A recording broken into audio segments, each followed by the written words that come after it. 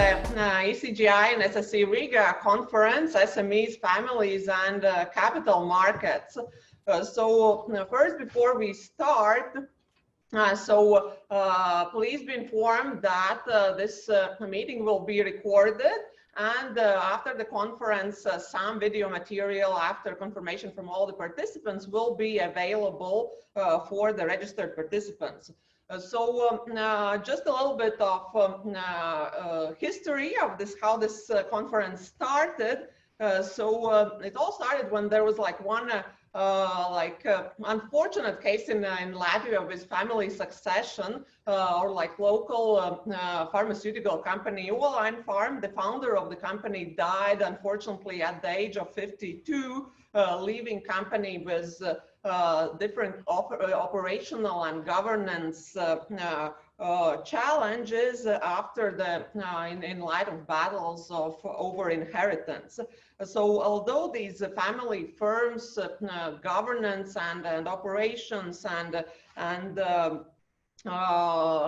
face challenges all over the world, so in this region actually this is the first generation of founders that started their companies, the entrepreneurs that started their companies after the collapse of centrally planned economy. This first round of founders, they are nearing retirement. So this succession issues and family governance becomes more and more important in this region. So that was yet another reason for this conference to be hosted here in the Baltics. And then last August, during the European Finance Association meeting, I happened to meet Morten Bennedsen, whom you will see later today, and I talked about this idea about the conference, and he was ready to come to Riga. So we had the first speaker, and then the rest then is like that's how it started. And then Marco and I, and together with the ECGI and particularly Elaine, we're building the program, and that's here we are, and we are very excited about the program, how it is, and we hope you will enjoy. So I would like to really thank Marco Becht and Elaine McPartlane. We are organizing this conference, well, the second conference already jointly with ECGI and SSE Riga. So that has been a very enjoyable cooperation for me personally. So thank you for that. And I'm sure there will be more conferences in which there will be we will have a chance to welcome you in Riga in person. And of course, a big thank you to all the presenters, all the speakers that will join today from altogether from 9 countries, and also to all the registered participants. We have over like 200 participants that have expressed interest in this event, that will join for the sessions that they find interesting. So now I hope I will have Anders Palsov, the director of SSE Riga, will join in a minute. So, and he will join us from Sweden. Just on behalf of ECGI, thank you for putting together this conference. It's the second time we're doing this. The first one was in Riga. You were a fantastic host. We enjoyed everything. And it was very sad that we couldn't do it this time in person in Riga again. Now, this being said, I think this is a kind of pioneering event. I think we've learned through COVID just how powerful it can be to bring scholars together from all over the world. And we are a global network of scholars. And I think one should always look at the bright side. And the bright side is that people have actually come closer together in our community. And that includes policymakers and practitioners. We're very grateful to Commissioner Dombrovskis for being here today. It is, of course, easier to join by Zoom when people have busy agendas than to travel. So this is actually also an opportunity. So thank you for putting it together. I think we'll have a great day. And some people have joined from afar, like Vikas is joining 1 a.m. Canada time.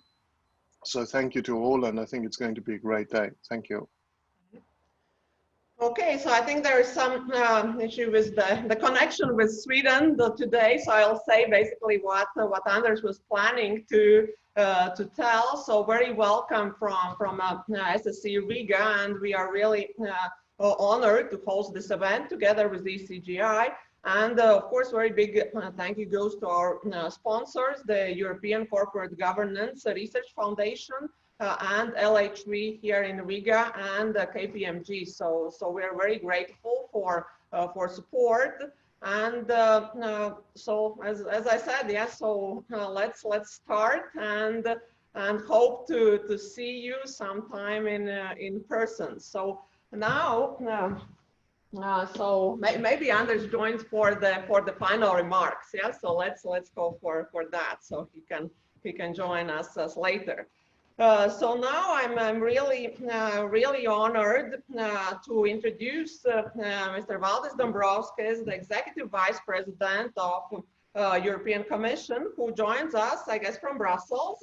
So Mr. Dombrovskis is the Executive Vice President for an economy that works for people. And one of the many efforts is aimed at building economy that delivers stability, jobs, growth, and investment.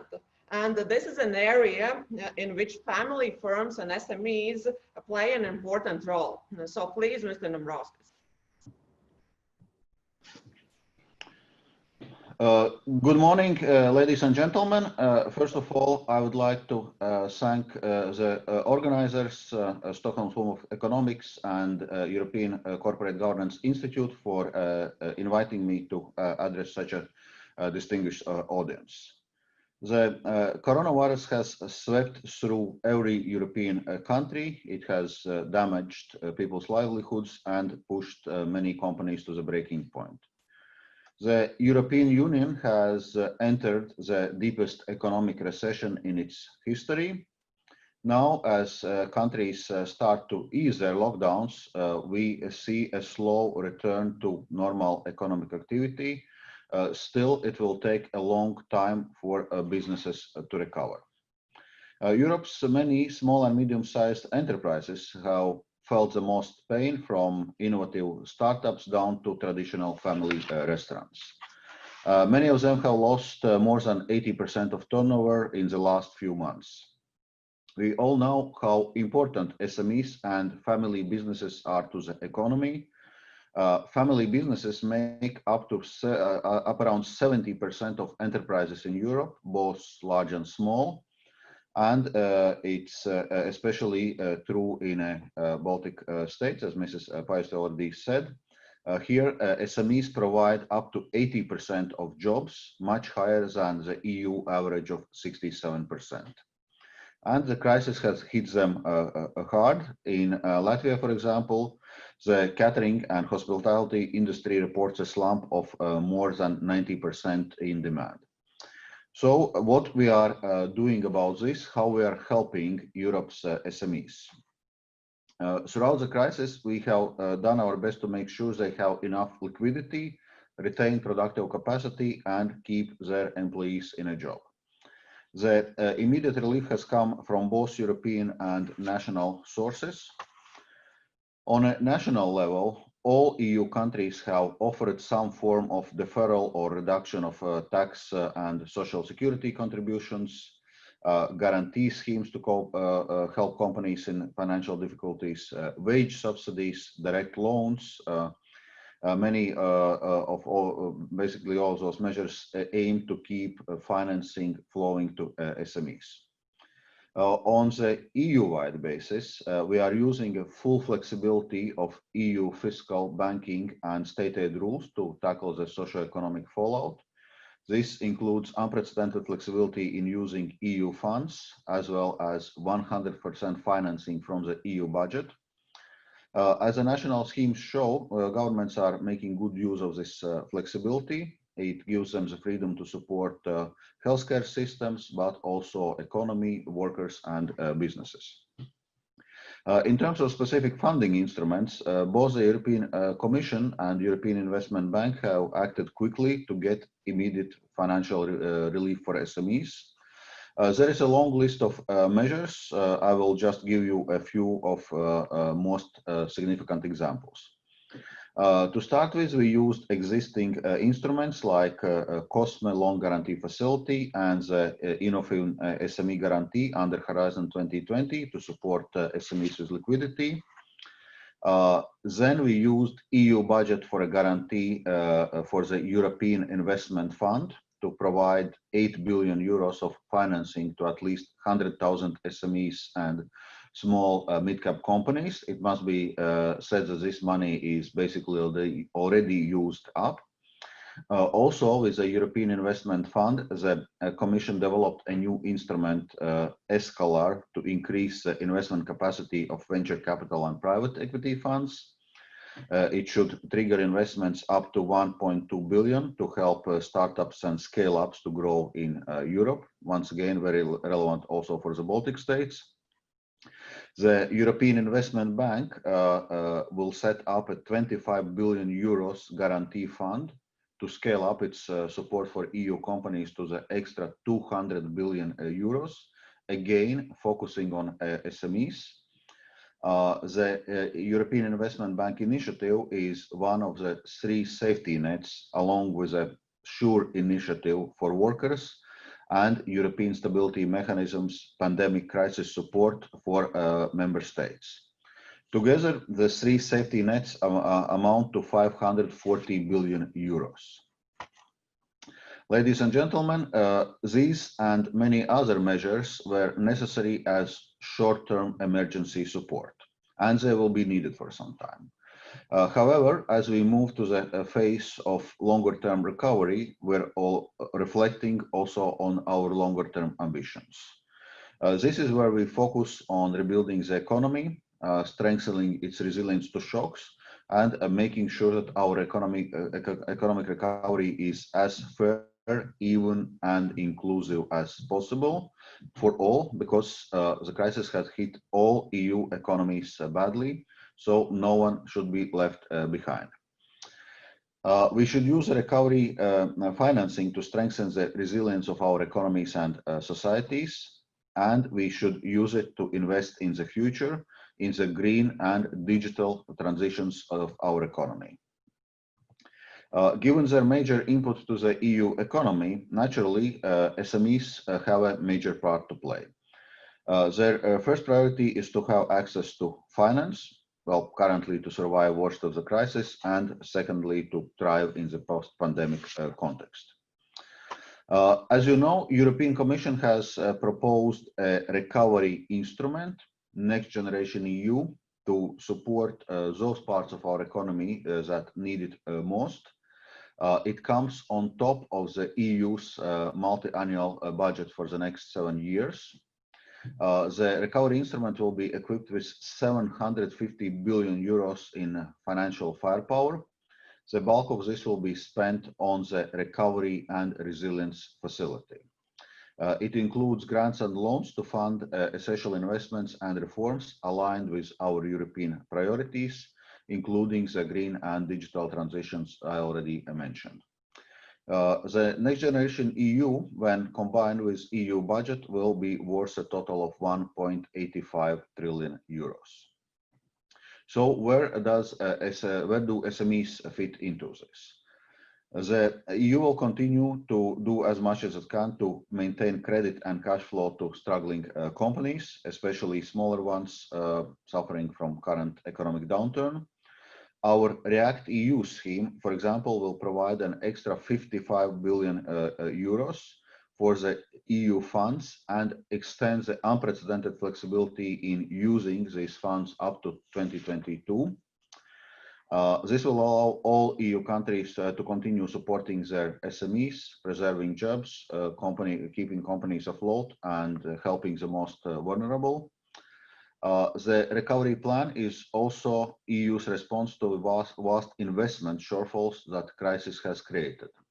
We estimate that the investment gap for this year and next amounts to some 1.5 trillion euros.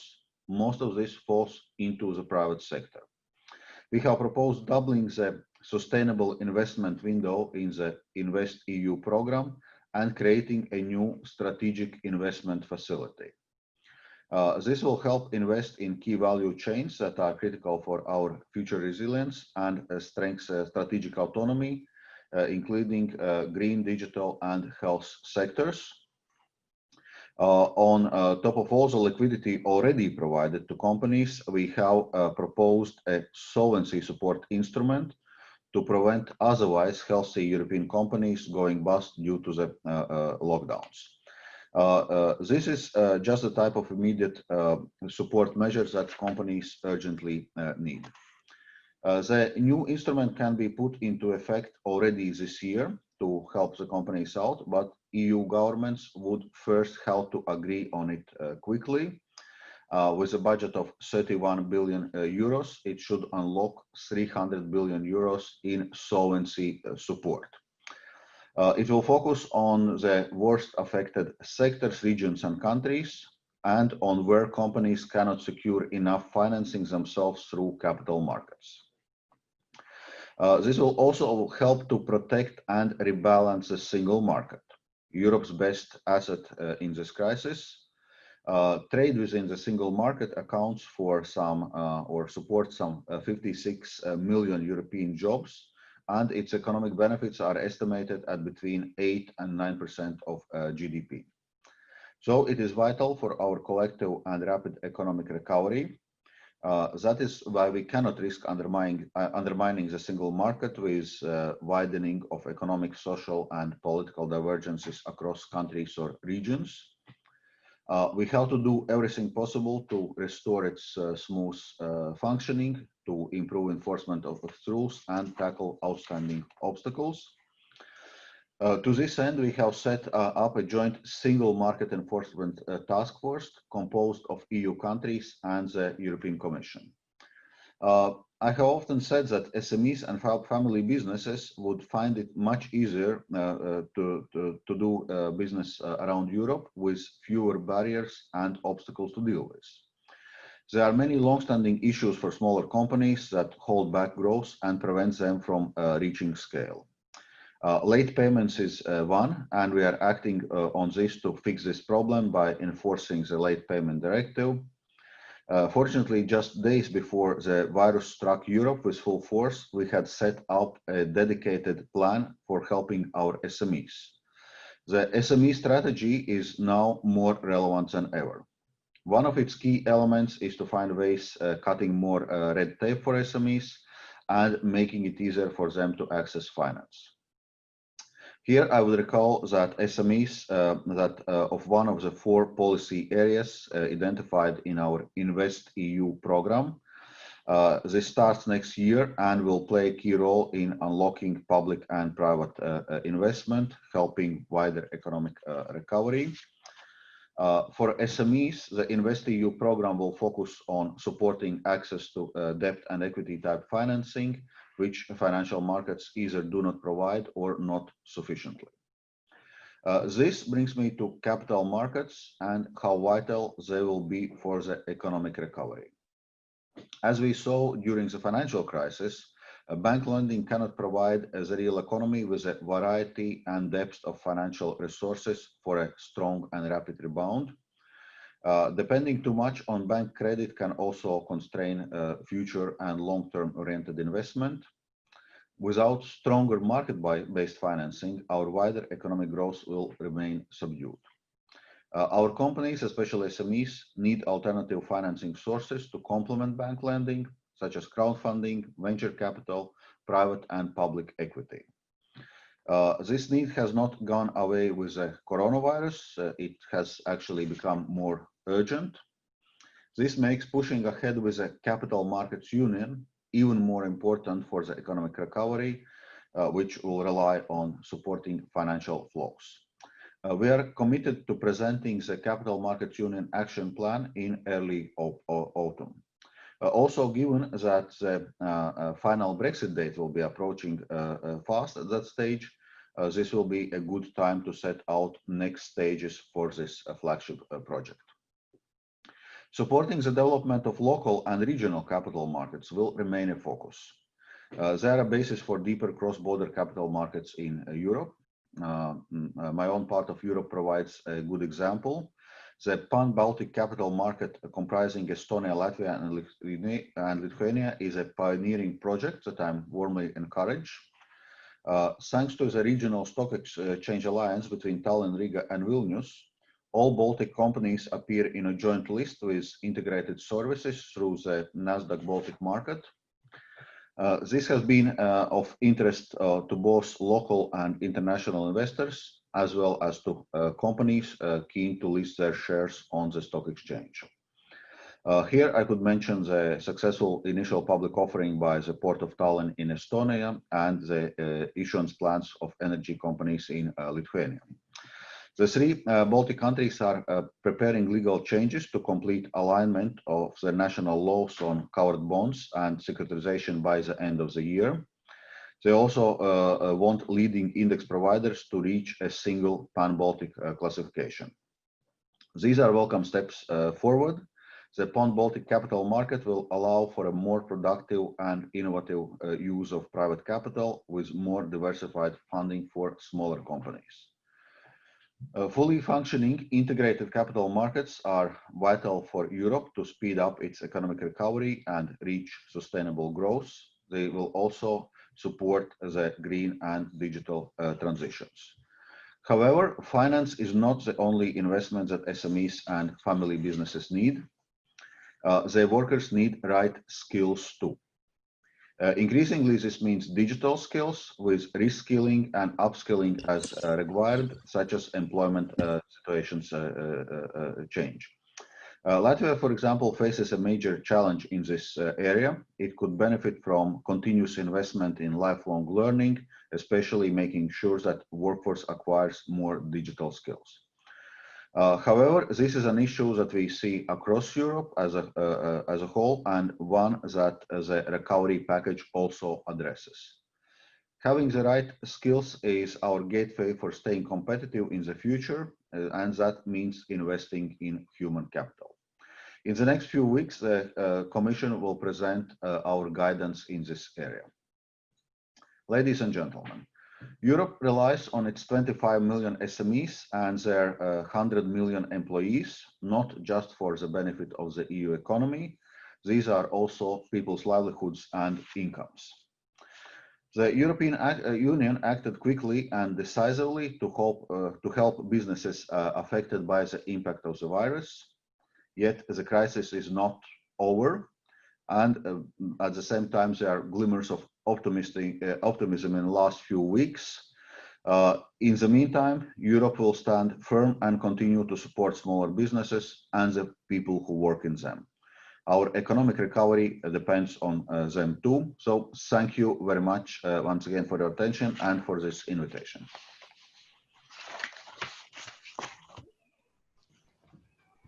Thank you, Commissioner. Thank you very much. So now it's my pleasure. So thank you. So this I think gives like quite a good vision, and so you are definitely the Commission's support for small and medium enterprises. That's important. Is highly appreciated. So now from policy perspective, so let's move to the academic evidence, and it's my great pleasure to introduce Professor Morten Bennedsen, who joins us from Denmark. Morten Bennedsen is the Andre and Roselle Hoffman Chaired Professor of Family Enterprise at INSEAD and the Niels Bohr Professor at University of Copenhagen. His main research area is the governance of family firms and other closely held corporations in a global context. He has done research on family firms, closely held corporations, capital structures, venture capital, investor protection, ownership structures, and privatization. And so his research has been published in the top finance and economic journals. He has also served as an advisor to the Danish Ministry of Business in the area of family firms. and succession politics.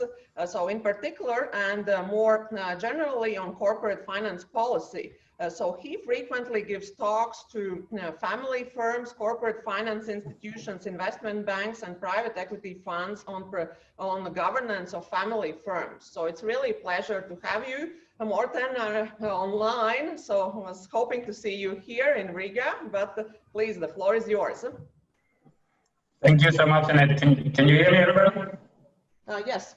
Good. And you can see my slides? Yeah. Thank you very much for these nice words, and thank you to the Commissioner for a very interesting policy talk about the EU policy proposals. Yeah, it's a great pleasure to share with you today. It's the opposite that we cannot be in Riga. I was really looking forward to actually my first visit to Riga, but maybe if we perform today, we can meet in Riga in future.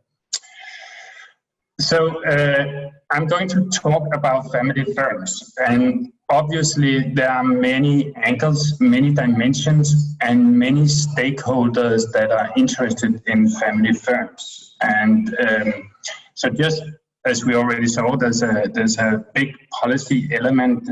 It's very up-focused in governmental programs. It's up-focused in the EU programs, the needs and the regulation of family firms or SMEs. Obviously, also it's a huge interest for the families that run businesses. There's a lack of knowledge, there's a lack of planning, there's a lack of experience, in particular in the Baltic countries, but in many SMEs in many countries around the world, about fundamental issues about long-term planning, about succession, about how founders should give the firm to the next generation or not, if we should use family members or non-family members. All these issues are real hands-on issues for almost any family in business in any country I know about. And then the last stakeholder group that we want to talk about today is probably us researchers. And I will try to cover kind of dimensions that should be interesting for all three groups here. And maybe I'm just spending my trousers too far. But what I will do is I will talk about three topics. One is why we care about family firms, why we study family firms, what are the basic status facts that make family firms such an interesting organizational structure. Then the second part would be presenting some overview of research on what we could call the benefits, the advantages, the strategic advantages of family firms, and some of the challenges they have, both within families, in the market environment, and also some of the regulative issues. And that would be quite brief. And then I want to spend the last 20 minutes sharing with you some cases about family firms. And I wanted to highlight a topic which is getting more and more attention in general, and particularly also where I come from, INSEAD, the discussion about if firms in general is a source of solving the world's biggest problems, or how we can help firms in general being better at being a solution to some of the big problems we see in the world.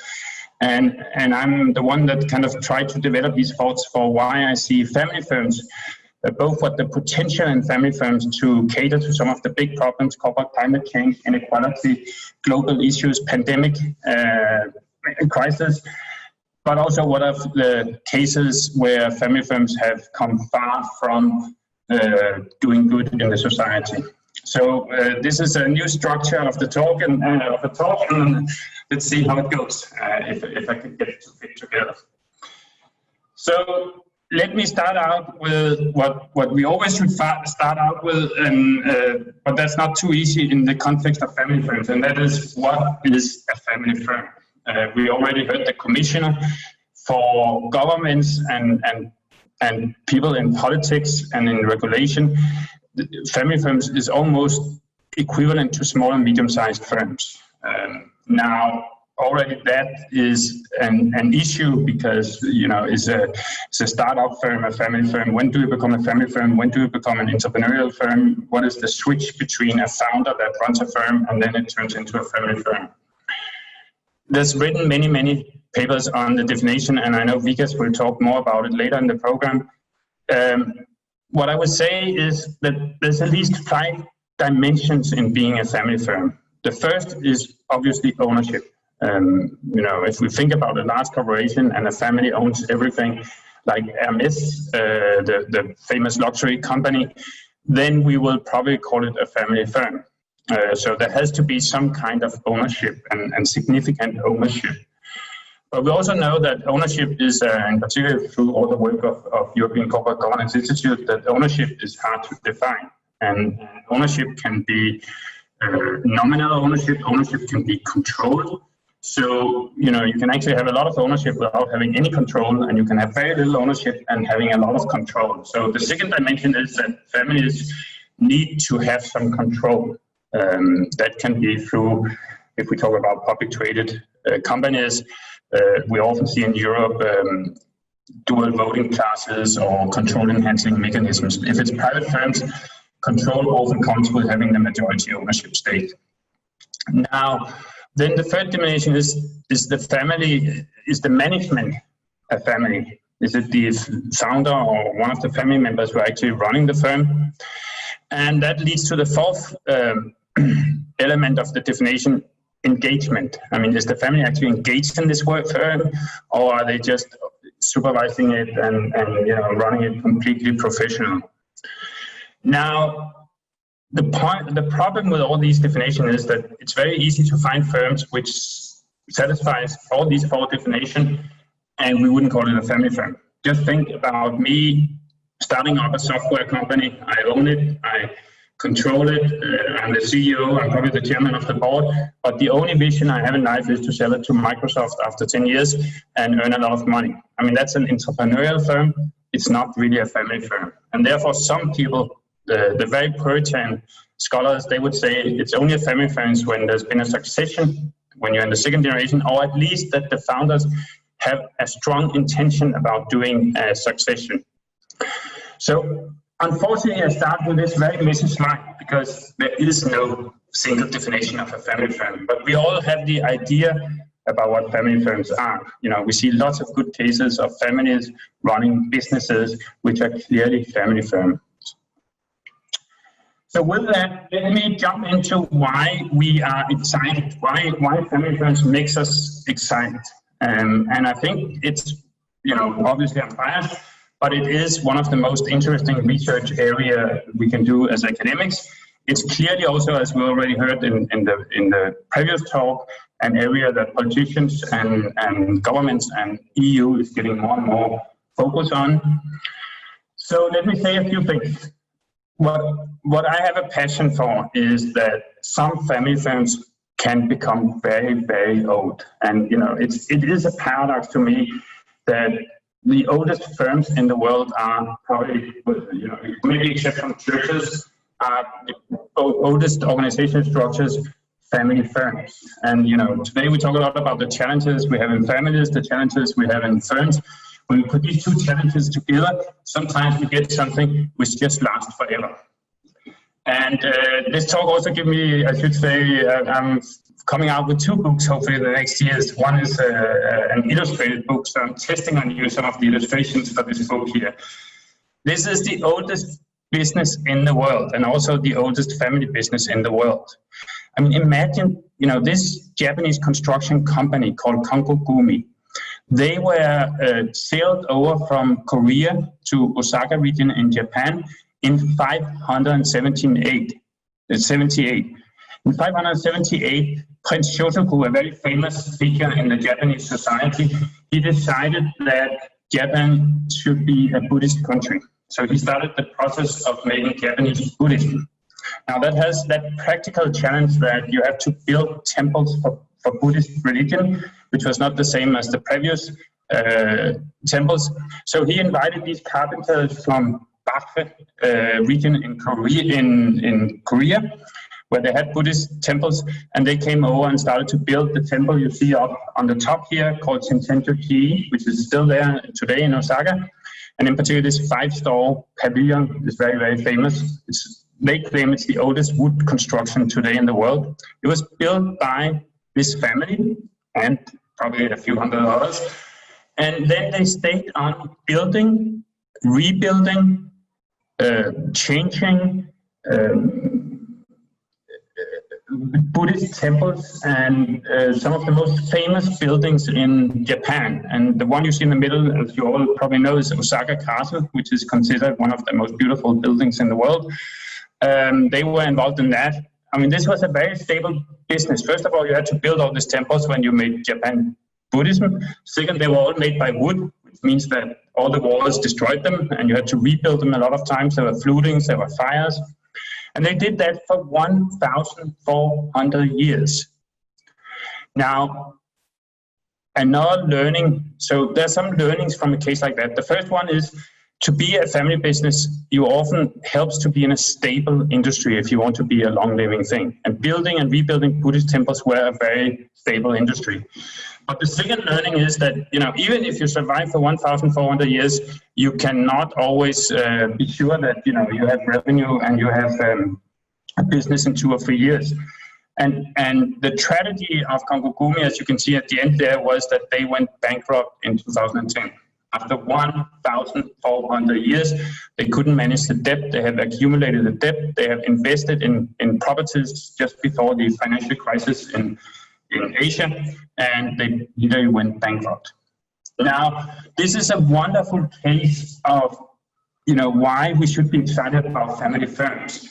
I have had the privilege, to work with the Association of the longest living family businesses in the world, a small association of 40 members.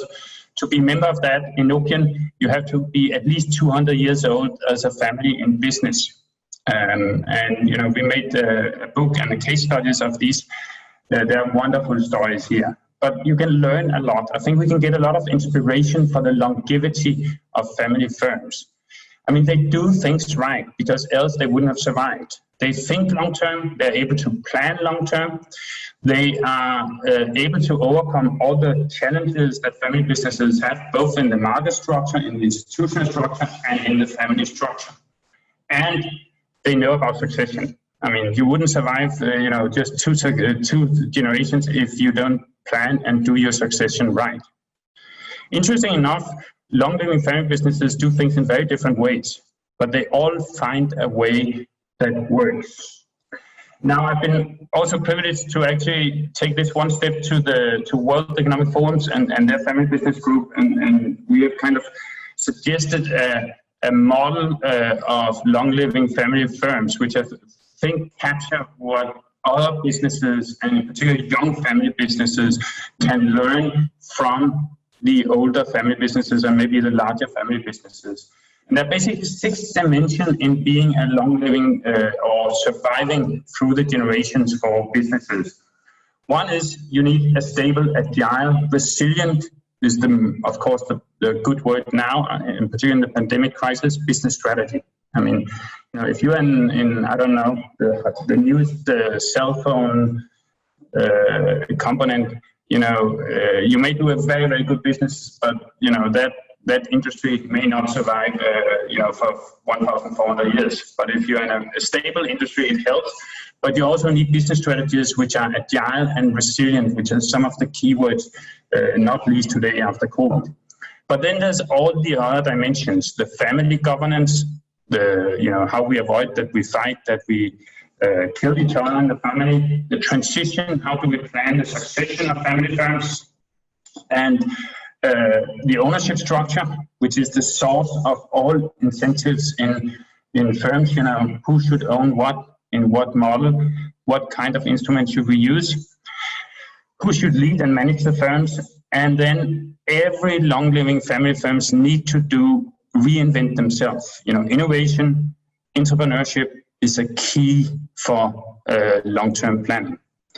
So this is the first reason I would say why, at least I'm super interested in family firms.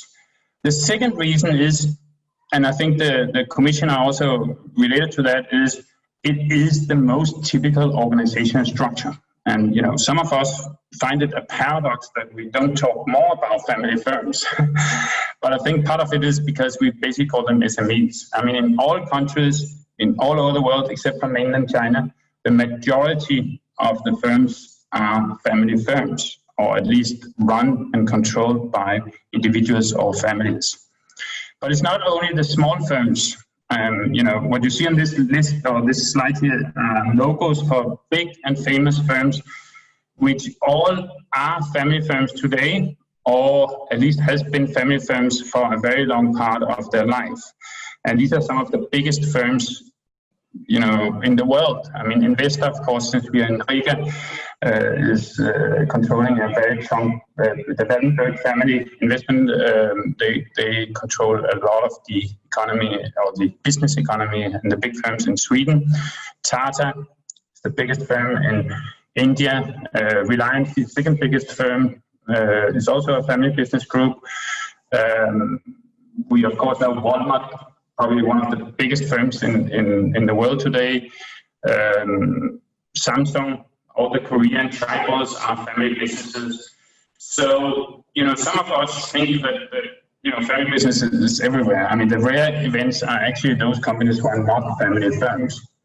And the second thing I want to say is that there's idiosyncratic stories behind every of these logos. I mean, there's always something that happened at some point in the business or life, sometimes 200 years ago, which is the real reason that they are here today. I mean, how many of you, first of all, know that Kikkoman is like $1 billion soya company? Today, there's also a bit of private equity in. But it was basically a cartel. It was 6 families in Osaka 300 years ago who decided that competition was bad. And then they merged and made this cartel, you know, 200 years before we even talked about cartels. And each of them, you know, if you're looking for family fights, one of the most colorful fights we have is in the Mars company between the father and the son, and the father who ousted the son and told him he was not worth anything, and the son went to Cadbury, UK, with one single idea in his head, and that was to destroy his father's company, Mars. And therefore he invented a product, the Mars bar, but he didn't have any chocolate because he was kicked out of his company. So he actually went to Cadbury and asked Cadbury if they could borrow him the chocolate for the first Mars bar so he could destroy his father's company.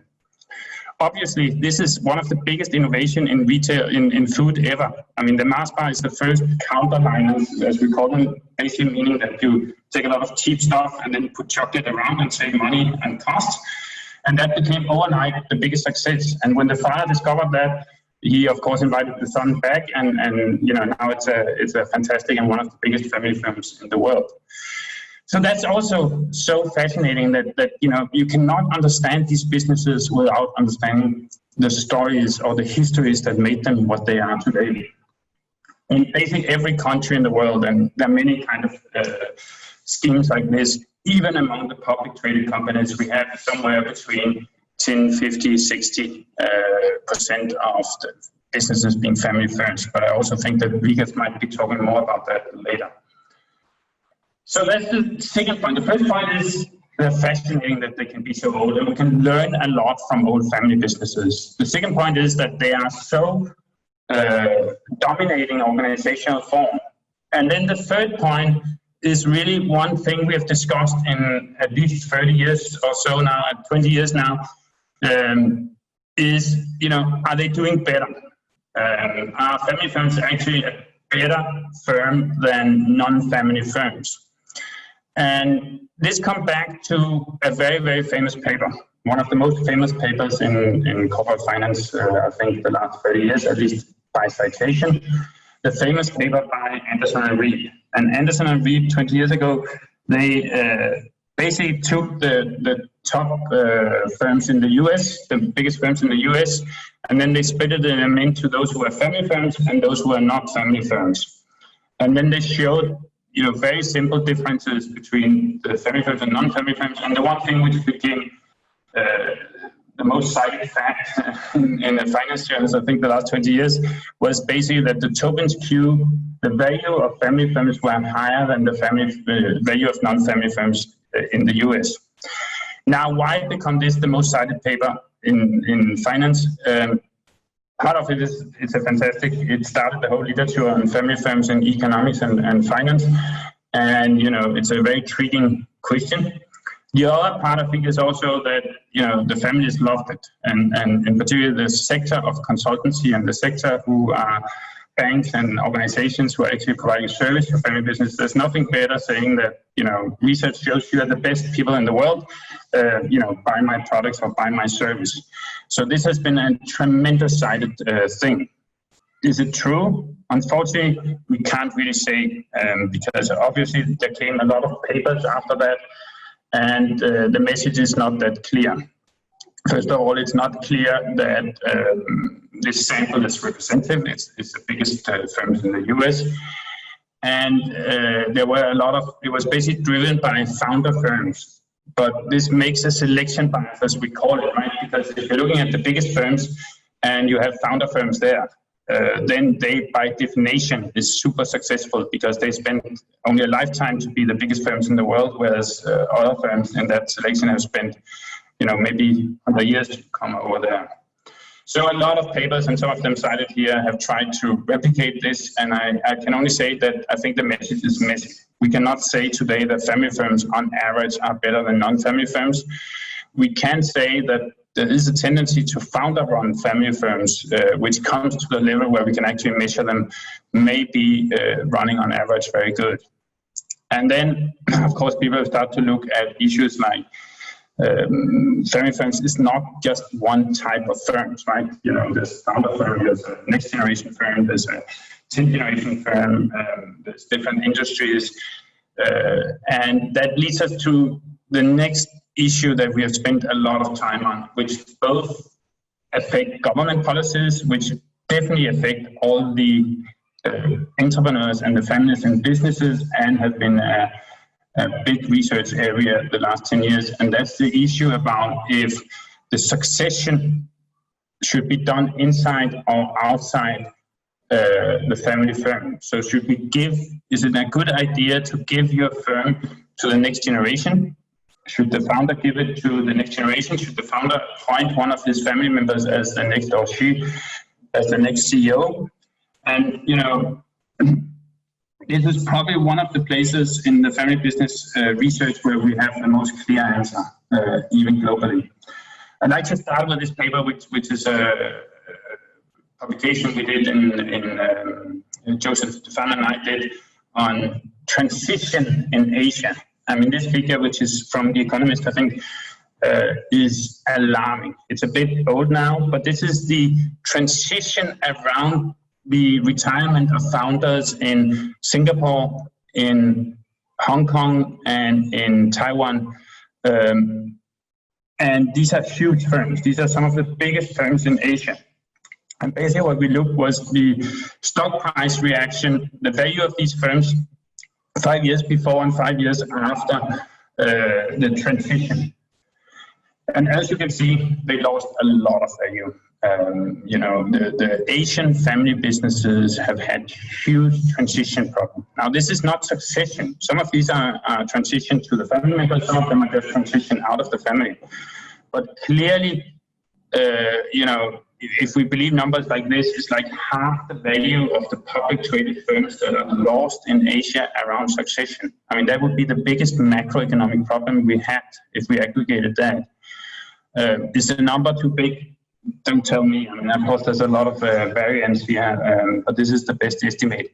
Now, the second thing we see from this figure is really that it's not the next gen. When I teach MBAs, I always say it's not your fault.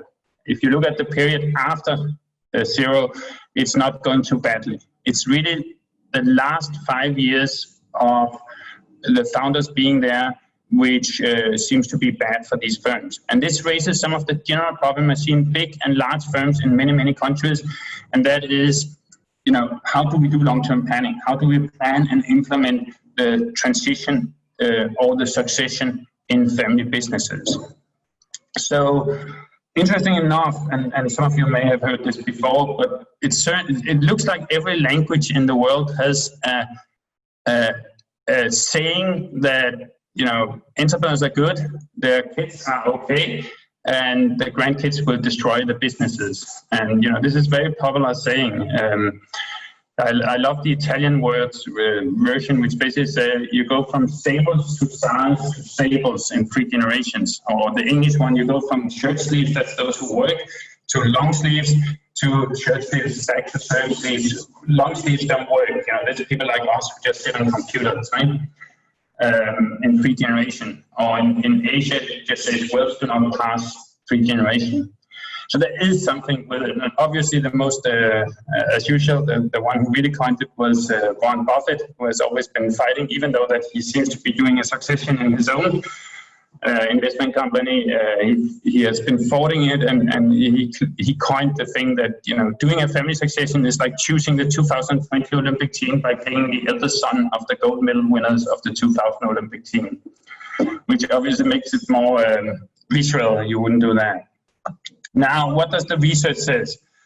The first paper here was actually Francisco Perez Gonzalez's papers in AER out of his PhD thesis, who again just split the largest US firms and looked at those who did transition and those who gave it to a family member and those who did not give it, you know, the next CEO was a professional manager. And what he showed was that the relative performance of those who did a family transition was worse than the relative performance of those who choose outsiders. And that started a whole literature about if succession is good for the firm or succession is costly for the firm. He also showed that it seemed to be very much about education or CV, that these are large US businesses. Those who did bad in transition were actually those where the next CEO, the family members, did not have the right competences. Those who came from elite schools and had done good stuff, they were as good as the outsiders, but they were not better, which in itself is worrying. Now we have in Quality Journal of Economics 10 years later, together with Francisco, kind of qualified that because there's a lot of technical issues in what Francisco did. It's just correlation, as we say in statistics. But what we actually confirmed in small and medium-sized, 5,000 small and medium-sized Danish firms was that even if we look at exogenous variation and introduce an instrument, and we use here that if you get a son, you are more likely to do a family transition than if your firstborn is a daughter. And that gives an exogenous variation that we could measure kind of the real cost. And doing that, the real cost, as you can see to the right, probably not very well colored, is actually much higher. We estimated that giving the next CEO position on average in SMEs to the next generation more or less costed the whole profit for 3 or 4 years on average.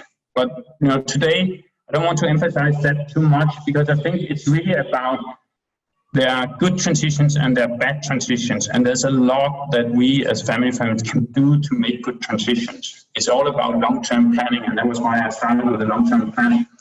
And obviously there are many, many family businesses who do very good transitions, but there are as many who need help to do the transition. Now, interesting enough, I don't know if Morten is here today, but you know that literature kind of ended. And then very recently, Morten and Miller and Bretton Miller and I tried to say, but this is fine, but we always start with a family and then we say, what is the cost of a succession to an outsider or an insider from the family? But we actually do see a lot of reverse successions, you know, families who have given appointed professional CEOs, and at some point they change the CEOs and go back to the family. Now the whole idea about succession being bad says that this should not be good. Our very recent research, which is under review in strategic management journals, actually shows that if we look at those companies in Italy, and these are large public companies, that return to the family, that goes back to the family, then that's a good idea. So there is this, the research is showing something a little bit confusing, because we're saying if you're a family firm, on average, you should think about professionalize the firm. But if you have a professional CEO, those who actually end up going back to the family are doing even better. But that may signal that there's a huge selection now, right? Because you're actually doing it professionally. You first professionalize, and then family members have to step up, and those who take that challenge, they're actually doing well. So I would say today, I'm much more interested in the variation and the heterogeneity among succession than, just coming with a statement that all family business succession is good or bad.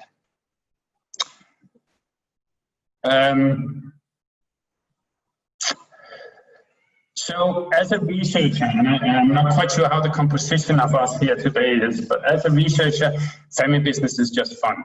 The reason is that corporate governance, which is the European Corporate Governance Institute's main area of research, has, based in corporate governance, we want to understand how firm institutions affect the outcome and the policy in firms. So we are very looking at issues like, succession, exit, board compositions, employment structures, managers, capital structures, management style. And then we want to see, if we pick this and that, do this and that, how does that affect performance or growth or risk or M&A activity? Now, the challenge here is it's all correlated. I mean, it's very, very hard to identify exogenous event that makes us make causal statement. Now, the fun thing about families as a researcher is that there's a lot of exogenous variation. So, things like family structures, things like values, things like conflict is not really related directly to kind of the outcome variables on the right-hand side here. So as a researcher, we have a whole playground of elements that we can use to actually make causal statements afterwards in the governance, how governance institutions affect corporate outcome. And this is kind of been, this slide, is my personal agenda for the research we've done the last 15 years. Good. How much time do I have? Can I get a signal? So you have 15 minutes. 15 minutes, okay. So let me speed up a little bit. As an advisor and as, when I talk with family firms, there's a lot of cost, and there's something that family firms are really good at. And I have no better word than saying these are the family assets. There's something that families in business can deliver to their firms, which is a strategic value, which creates profit for many, many of these family firms, or maybe even creating something better. This is in research basically the relation-specific assets that Oliver Williamson talked about, which passed away a week ago, by the way, very sadly. These are things like names. This is one of my favorite pictures here. This is when Toyota, you may not know, but there's a family firm behind Toyota. They appointed a family member. This is the picture from the press conference. And when he took helm, the stock prices rose 3%, basically because he had the right name. It's things like values. We have actually tried to measure through social value, global social values, how that family firms and business people from families seem to have stronger values, and we can measure the consequence. In family firms, we often talk about its value-based leadership, and our most recent research actually shows that this is true, that families tend to have more value-based leadership than non-family firms, and that it has consequences for the governance and for the outcome of these firms. And, more exotically, cultural values. I mean, we see a lot of family firms exploiting cultural values. All the cheap clothes industry in the US is based on Korean immigrant family values. We have the Chinese communities all over the world which use family businesses with Chinese cultural values. We have IKEA. I don't know if it works, but IKEA has this mission of spreading out the Swedish values all over the world, and we can also discuss how much that is a family firm today. So I think that's a super interesting and not very explored research area. Then there's the political connections. Family firms always have very, very good political connection, and that is valuable. The most famous paper here is the Fishman paper, where he studied the benefit of being connected with one of the richest dictators in the world, Suharto in Indonesia. There's the governance mechanisms. Vikas can talk much more about that. Arranged marriages, in the classical, you could choose your CEOs as you want. You could adopt the next generation. And all these strategic things, become strategic advantages for families and businesses. And a lot of the work we do with family businesses is to make them understand the comparative advantages of being a family firm. If you're a Hermes, you're very proud of being a family. They just put in a family member as a CEO because they wanted this message out. And, this is one of the most admired companies in the world. I will come back to more examples. On the other hand, of course, family businesses have challenges. And another person who passed away, but he was 96 years old, I think is Stanley Ho. Stanley Ho had a fantastic family asset. He had a very good relationship to the government in Hong Kong, the British government, so he got basically a government monopoly on gambling. Now, if you cannot make money by a government monopoly on gambling, then you're a bad businessman. But he also had 4 wives and 17 kids, and a lot of fights were going on, and a lot of families have been completely destroyed in complicated family structures. They did end up actually finding a solution that seems to work after he passed away, where many of these families are involved members. Now, on the challenge side, and this is going a little bit back to the Commission's talk also, we see challenges and governance. The governance structures are really the solutions to challenges that family businesses have. So we see challenges from the family side, the power of number, that there are more and more family members. Some of them are stupid, some of them are intelligent, some of them are super smart. We see psychological issues. You've been growing up with your sisters and cousins and you've thought about everything all your life, and now you have to fight about a company. We see the key personal risk that when you have a company that many are really dependent on individuals and they get hospitalized or get a shock, then the company is vulnerable to that. We see market roadblocks. So it is different to be a family firm than a non-family firm, for instance, in the labor market, or the way you can grow your business, because you don't really want to sell shares, so you have to grow organic. And we see institutional roadblocks. Obviously, the Commissioner talked a lot about how to work with these institutional roadblocks. One big institutional roadblock many family firms will say is inheritance taxes in those countries who have that. I'm not totally on that line, but obviously there's a lot of demands and a lot of response from governments and regulations on things which are special or at least more serious for family firms. So I did that very fast because I really want to end my talk with something about, how do we solve the global problems? Today we are in crisis. We already had very big crises which are unprecedented in our times. We have global climate change getting worse every week, every month, every year. We don't have the solutions for how, and all the socioeconomic consequences for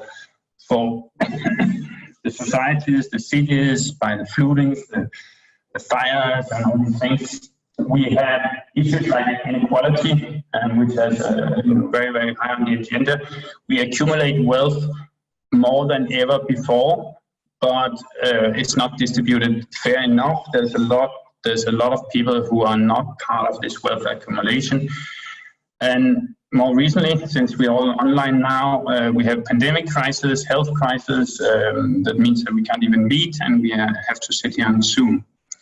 Now, there's a lot of debate and there's a lot of focus if family firms to some extent can be a solution to all these global problems. Are they a force for good? And this is also something which we have a lot of events on, and a lot of family firms are interested in. So let me provide some examples of why family firms can be a force for good to solve global problems, but also some of the caveats. I mean, we talk about longevity.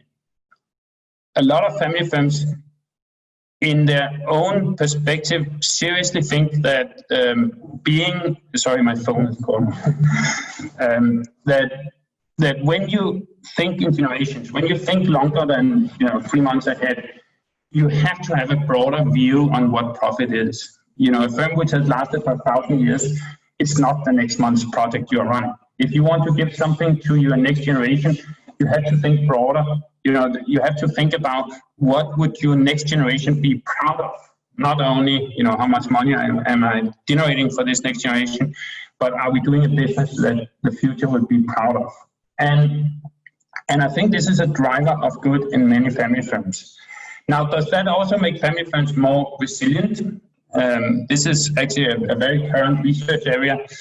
And Mehrotra, who again may be today, he has a recent paper on Italian family firms, which actually shows that family firms seem to be more resilient. At least they're not hit as hard on the stock prices as non-family firms in Italy. And I think there's some drivers that make family firms more resilient when we talk about, for instance, the COVID crisis. First of all, we knew from the financial crisis that many family firms are less leveraged. So there are research showing that they did better during the financial crisis simply because there's always a financial crisis in a crisis, both the financial crisis but also the pandemic crisis. And if you're less leveraged, you have more to stand against with. Then family firms tend to have a better relationship with the labor. There's this implicit insurance that they hate to fire people, many family firms, and they will go a long way to protect the labor, which means the labor will go a long way to actually be loyal towards the family firms.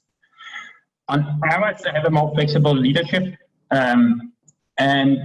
This means in a crisis like this, you can probably change. If you have an idea about something new, there's actually two dimensions. One is if you need to change your product towards whatever is possible online or getting out of the crisis in a new way of thinking, innovations, then you can flex, you have the flexible leadership tech you can implement very fast. You don't have to make, McKinsey make a 1-year plan for you and that has to be certified through the board process and it takes 3 years. It also has the dimension that, most of the firms we've seen stepping up, maybe it's just a media trick, but you step up and actually produce things that is useful under the crisis, like masks and health equipment. They're almost all family firms. The luxury firms in France, firms in Kenya, India, who start producing health equipment instead of whatever they were producing. Fourth, they have experience. If you're a firm which have survived a few world wars and a few financial crises and the pandemic crisis in 1919, then you have some accumulated experience. Just think about why did Europe and US do so bad compared to the reaction we saw in Asia.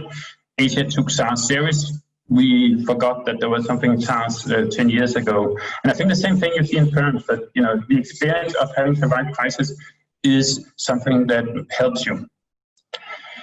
And then, of course, family firms can see opportunities. I mean, you never talk about closing down the shop. It's not about should we just close down the shop and do something else. You always try to find experiences that can help you out or avoid the crisis. There's a very famous example by Van Egen, a Dutch trading company, who basically traded between France and Netherlands and UK when all the Napoleon Wars were there. And they started to invest in land in US just to get out of the European wars. And they and 4 other Dutch families ended up owning half Manhattan, basically Wall Street and all the southern part of Manhattan. Unfortunately, they also sold it without making so much money. But there's a museum today there. So I think family firms has a potential for being a force for good because they think long term. Now, obviously, some firms should not be family firms. it's also true, and since we are in the European Corporate Governance Institute and we talk about corporate governance, some of the biggest governance scandals we have had in the world comes from family firms. Just think about Parmalat in Italy. Some of the biggest environmental scandals we have had comes from family firms. This is the factory group, actually the one Fishman also studied. They went in after Suharto to be government supporting. And they have made, environmental catastrophes in Indonesia. This is a gas explosion in the sea, and they basically poisoned tens of thousands of people, and they never really became responsible for that. So the problem, of course, is that you have no checks and balances. So when you have charismatic leaders, it's good if these charismatic leaders are very good and they can implement things fast.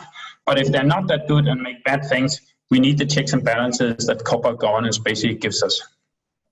The second thing I want to say is we talk a lot about corporate social responsibility, ECGI, saving the world through businesses, standardizing all these things. Sometimes we forget that this is not new. And one of my favorite family firms in the world is the Cadbury or the Quakers. So the Quakers were a religion which peaked 100 years ago in the UK. And they had two interesting features. One, they were very entrepreneurial, they did a lot of business. And two, they were extremely social-minded. And actually to the extent that the only reason to do businesses for the Quakers was to improve the life of others, in particular their families, their employees, everybody involved in the business. Now that meant, for instance, and they were very trustworthy. So, the whole chocolate industry actually were very popular for Quakers because they wanted to do a business which made people drink less alcohol. Now, chocolate was not invented in 1837. Chocolate was invented when Peter Nestle invented the powder milk. But the cocoa bean was very popular, and there was a lot of innovation in how we could eat and drink and do something with the cocoa bean so you could swallow it at that time. Now, the main reason to do cocoa was because you wanted to avoid people in Birmingham, the picture down there, to drink alcohol. So these were very engaged in Sunday schools, anti-alcohol. They tried to get the kids not running up in the chimneys, as we know from Dickens' work. The whole business was basically driven on social good. Now, John Cadbury, who founded it, was not the best businessman. This is his wife down there, which has the typical Quaker dress. But his two sons finally got it off. And the moment it became a big company, they built this very famous building out there, which is called Bournemouth, which is called a factory in the garden. So the first time they had the resources to actually do to invest in something. First of all, they built a very modern factory 20 kilometers out of Bergmanis, but they built houses, Sunday schools, swimming pools, institutions to simply improve the life of the workers. And the Quakers were really puzzled that we had this industrial revolution. There's a lot of wealth accumulated, but the conditions and the poverty just increased. And that sounds very much like a discussion that we have today. Now, over the years, the Quakers and the Cadbury were very involved in the anti-slave. Obviously, the cocoa bean was based on slavery. When they realized that, they became very involved in anti-slavery laws. They have been the first of fair trade. They've been very involved in donations, in foundations, all these kind of things. Now, interesting enough, they lost their company. Morten, yes. Sorry. So about 1 minute, we would like to take away 1-2 questions from the audience. Yeah, so if you could try to finish up. Okay. Yeah. Okay. I'll try to do it fast. I just want to say they lost it in a hostile takeover, uninvited takeover to Kraft. Now, there's many reasons they did that. The family did not have enough ownership, but there's also this issue of hedge funds. The hedge fund moved in the moment this rumor was there, and they basically sold for 20p, which is the work I did with the board Cadbury is called. 180 years of good corporate governance, good social businesses were lost because hedge funds could earn 20p return. Now, one thing I want to remember here is that they had a profound impact because Sir Adrian Cadbury was actually the founder of the first corporate governance principle that the European Corporate Governance Institute has been extremely involved in. And every corporate governance codex around the world is inspired by the Cadbury report in the UK. Now, for Dominic, his brother, and Adrian, they didn't write it in the report. This was just Quaker values. The principles of the Cadbury Code are based on the same key moral guidelines that Quaker pioneers believed in when they set up their businesses: openness, accountability, honesty, responsibility, fairness, and above all, trust. So basically, we can say all corporate governance, good corporate governance today, owes to the Quaker values, at least in their own view. Okay, let me. There's so many good cases. Let me go to the last slide then. Are family firms a source for good? I think there are potential, and some family firms are doing extremely well. I think the long-term vision, the ability to think in generation, make you engage in broader issues. I think the values that some families have are very good because they actually are engaged and not only entitled to what they do as a company. There's the loyalty towards, at least towards the family, sometimes towards employees, sometimes towards local communities. Some of these big family firms are loyal to the entire countries. And which I don't talk too much about. Of course, there's all the philanthropy and the impact investment. I mean, some of these families are very rich. Now, what are the challenges?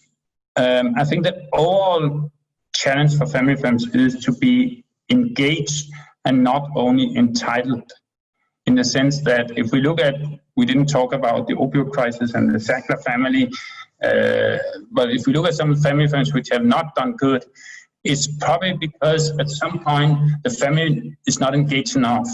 They only care about the wealth and how they spend the wealth, maybe on a lot of donations, a lot of good, but they're not responsible about, the business and where the money is created.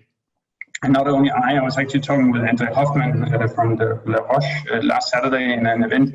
I mean, this is very much the way that the good big family firms are also thinking about. It's more important how we do good, the way we produce and the way we do our family businesses than how we spend the wealth afterwards in philanthropy or in impact investment. Yeah, there's a lot of other things we could say about that, but let's end here. Sorry. Okay, so thank you very much, Morten. So I think we have in the audience, we have policy makers, we have researchers, we have starting researchers like PhDs, and also many practitioners and consultants. And I think really you managed to cover and appeal to all these audiences. So let's take 1-2 questions from the audience. So please write in the chat that you want to ask a question, and then I will unhide. So write in the chat, I have a question, and then unmute yourself after invitation. So Marco, would you like to? Yeah, Morten, hi. Thank you. It was a great overview of family firms. I've just forgotten how much work you've done in the last 10 years. So it's sort of scary how productive you've been. So one complaint, of course, that you hear continuously is from institutional investors who think that they just don't have enough influence over family firms. And in a place like Italy, they've of course tried to solve this formally by introducing list voting that guarantees minorities to get at least one person on the board. Do you think that this is a problem? I mean, it could be an advantage because you're more shielded from hedge funds, but it could also be a disadvantage because for example, they're less prone to influence on ESG and these kind of things. Let me step one step back. I see a lot of cases where family firms are taken over by hedge fund and these kind of things, like the Quakers. But I would never blame. I would say the mistake is probably already when you list the family firm. A lot of family firms make mistakes in listing their firms. And the reason is that there are 2, maybe 3 reasons a family firm go public. One, that they need capital, which is the same reason as everybody else. 2, that it's a milestone. This entrepreneur has just had this ahead. This is the success criteria. I mean, but that's not really something which is valuable, right? It's just that now we have done it. And the third one, which is probably the most problematic, is that families want to be wealthy, you know, and in particular when families are larger. You know, you have, I mean, take a family like MS, they were 70 family members when they were listed in 92, right? Now, when you want to validate your ownership stake and you go public, you make this, you need to have all the shares liquid, right? And that means that each family members have a stake. And when this is, you know, they don't understand at that time that that means that control is contestable. You know, it may take 10 years or 15 years, but families that start to sell, and you know, that was happened in the Cadbury case. They wanted to fund all these social activities, which were very good, but in the end, they only had 5% or 6%, right? And obviously, you can't control them. The same was almost happening in Anete, because even though the family owned 70% of the shares, Anete realized that there was a very famous takeover 10 years ago in 2010, where Anete and LVMH tried to take over Hermes. Because he realized these were individual holdings, right? And he could go around and try to, there's always, have non-happy family members, typically because they were overseen in the management position 30 years. So what I say, first of all, what I say to family firms is, you know, a lot of these problems comes because you didn't think about it when you went listed. And then they try to find all kinds of escape routes when they realize it's contestable.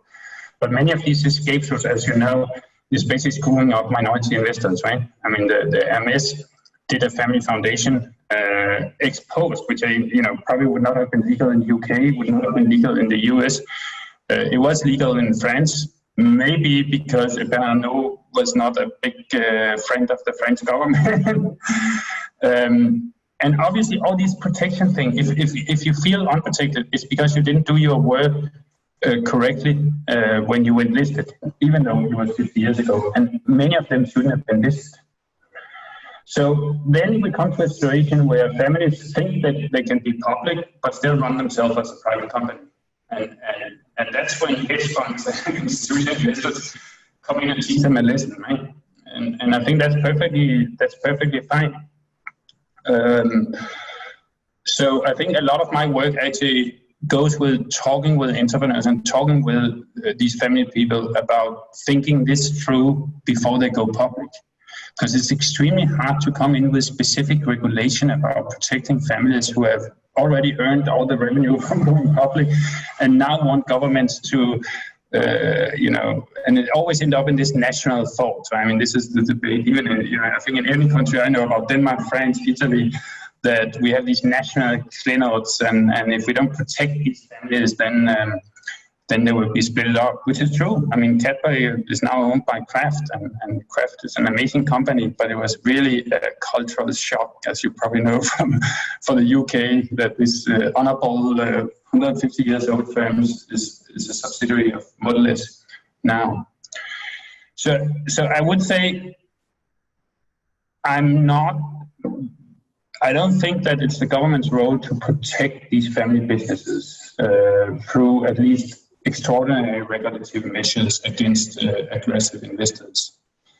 It's first of all the family's role to make a business which cannot be contested or run so well that it would be too expensive to actually contest the control, or there's no interest in it. I'm not quite sure I answered your question, right? Okay, so thank you very much, Morten, again. So that is highly appreciated. So now we move to the panel. So let me introduce our panelists. So we will have three speakers on the panel. So we have 2 practitioners and 1 academic. So we will start with. And the overall question, really intriguing question for this panel is, what can capital markets offer SMEs and family businesses? So I invite Mr. Kārlis Urbāns from KPMG, who is in the audience, and who will share the results of a survey of family members in Latvia with a focus on what are the challenges family businesses face in M&A transactions. And then it will be followed by Ivars Bergmanis from LHV, also in the audience here. And he will provide his reflections on and share experience on the question, why are so few family firms choosing public listing in the Baltics? And what are the main preconditions for more SMEs and family firms going public? And then I'm very grateful to Vikas Mehrotra, Professor Vikas Mehrotra from University of Alberta, who has like 9 hours difference. So he has like, it's nighttime in Canada, who will join us from Canada. And he will provide, like, he will share his like academic view on these questions. Yeah, so let me give us like one minute to set up the slides, and then we will continue. Hello everyone, my name is Kārlis Urbāns. I'm head of M&A and associate director at KPMG Baltics. Okay, I need to speak louder. This is first time I'm in this kind of event. That's actually quite an experience. Okay, but before I go ahead with the results of our survey, let me share you some observations that I have experienced over the last 15 years working together with some family companies here in Latvia, helping them to grow their business, to restructure, attract investments, and also to sell the business. Just to keep in mind that this is experience from Latvian-based companies, from Latvian-based business consultants, right? So there are obviously some minor, slight differences to the global situation where we see many generations of families successing their businesses successfully. We have only the first generation experiencing this. So there are 4 observations that I might share with you. Those, I believe, are key reasons why the succession or the family business, why the M&A for the family business is different. First of all, okay, for the family business, of course, as previous lecturer just said, business is not just business. It's not just about the money. For the family businesses, it's usually about the founders' values. There are roots in their societies. There are the family businesses are linking to friends and also relatives. So there are some layers of emotions around this business, and therefore, when you speak about the business that is owned by the family or by founders, by the generations of founders, this is not just money for them. This is obvious. And one more thing is, when we look to the family business, we have to keep in mind that this is their business, their baby. And for those of us those have kids, we know that sometimes we are not very objective towards our babies, and we do things that are maybe crazy. We are suffering and we are sacrificing different things because we are willing to educate or raise our baby based as we imagine, and also the same thing is related to the company. So for the family owners, for the family business owners, the business is their baby, especially if we speak about the Latvian region, where most of these companies are, or a majority of the companies, those are now are challenged by the succession question.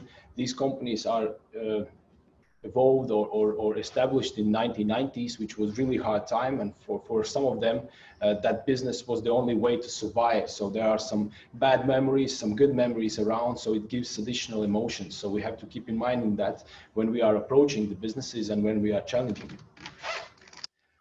Also, one of the observations of mine is that in case of the family businesses, they are not exited, they are given up. I have seen the reasons that only when the founder or the family is not able anymore or to secure the proper development of the company, to secure the growth, they are, you know, like lacking some abilities, lacking some resources, then they are considering the exit or they are considering some other options. And that means that in most cases, the momentum is not so important. unlike for the professional companies or the business projects, let's say, when the owners of that business projects are looking for the right moment in the market where the best multiples, best valuations are, then they might exit. With a family business is absolutely different. So the momentum is not there. So this has to be kept in mind as well. And of course, all of that, what I just said, these emotions, these experiences, these baby elements, these are things that might bring to exaggerated expectations towards the valuation of the company. And obviously that's something that might, you know, bring the potential M&A transaction to no-go situation. So, and as I said, here in Latvia, we are experiencing only the first generation of the families, family businesses. Those are, you know, challenged by the succession questions. Unlike where we see in Japan or also in Europe, many generations have been, you know, dealing with these things.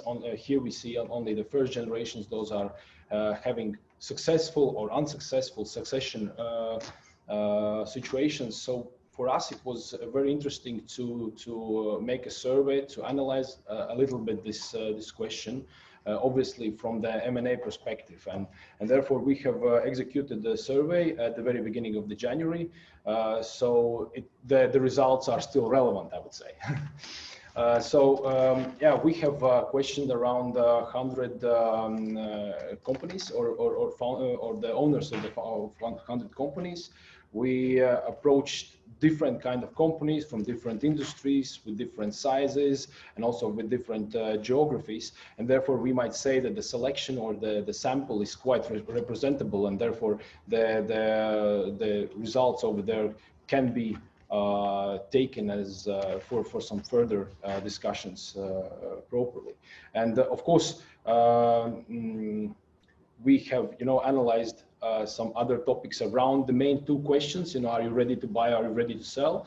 And therefore I would like to share with some of them with you. So for the first biggest question, which is are the family businesses considering acquisitions?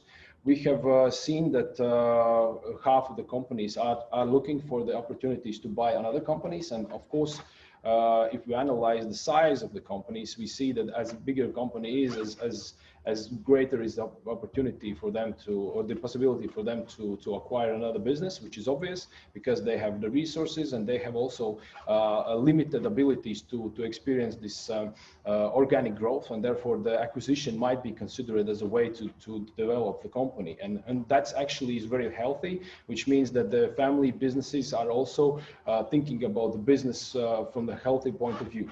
And but nevertheless, also the small companies are thinking about these things, and which is kind of a good thing for us as an M&A consultants, right? Why good? Because also when we analyze the reasons why they are considering to buy, we see clearly that that the main reason is to make the growth even more possible. So basically, if they are considering an entrance into new markets, if they are considering the accession to the new resources, that's the point where they are considering acquisition of another company, which means that this is actually quite healthy, and from the business point of view, not so much about emotions only, which we might consider, which we might expect looking towards the option acquire another competitor in the market to conquer the entire market. That might be our expectation to see more answers on those, but actually the chart looks quite good in from the business perspective. Now, also this slide is how the family businesses are thinking about financing this potential acquisition. We see that also, as the previous speaker was informing us, they are less risk. Let's say they don't want to risk so much, and we see also here that the most frequent answer to financing. How to finance this acquisition is using their own funds, and only then they would consider bank loans or different other external investors, which means that they are not ready. They are not so risk averse. They are not thinking so much about the leverage, but nevertheless they are also ready to utilize opportunities and not losing it by only executing their own funds. Of course, going to the second main question, are you considering to sell a company? And these were the respondents were in Latvia. We were actually quite surprised that more than 60% of the companies or the family businesses are considering of selling the company. And therefore we were interested to analyze this question a little bit deeper. And from there we see that only half of those answers where they are considering to sell are considering to sell the company entirely, which means that again the founders most probably are not able to run the company anymore. They are lacking certain resources or whatever the energy or the other reasons might be, but they want to still stay a little bit within the company, keep some influence on those previous values that the company was with when it was initially established. So only half of the company, only half of the founders are ready to sell the company fully from those 60%. And one of the last information that I'm willing to share with you is also very interesting for us, is that when they were challenged with the question, are you ready to sell? They were also asked who might be the buyers. And we were surprised to see that in most cases, founders or the family business owners are thinking about the third party and only afterwards about another shareholders or some family members or etc. So basically, if the conclusion from that is that if they are ready to execute an exit, they want to do it entirely and forget about the business or retire. That might bring us also sort of understanding that that this is only the first generation that is facing this family succession questions, and might be that there are no family members those might take over the business, and they are just forced to go out of it, and if they are going out of it, they want to forget it or something like that. So in short, that was from my presentation. I tried to be really quick since we are behind the time. So okay, Kārlis, thank you very much. Yeah, so it's really interesting to hear what families themselves are saying. Yeah, and yeah, indeed, we want to leave some time for questions from the audience. So let's put on the next presentation by Ivars Bergmanis.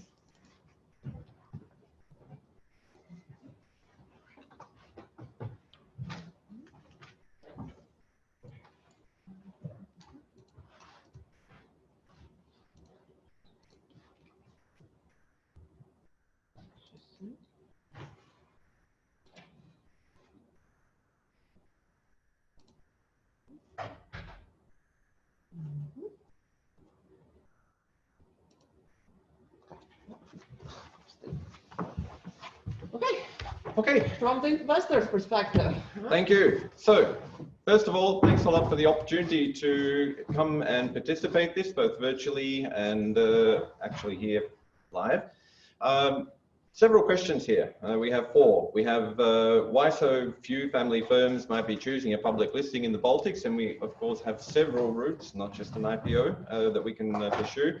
Main preconditions for more SMEs and family firms going public. Red flags investors look for before investing in family-controlled firms. And finally, how could we incentivize SMEs in the Baltic states to raise capital through public markets?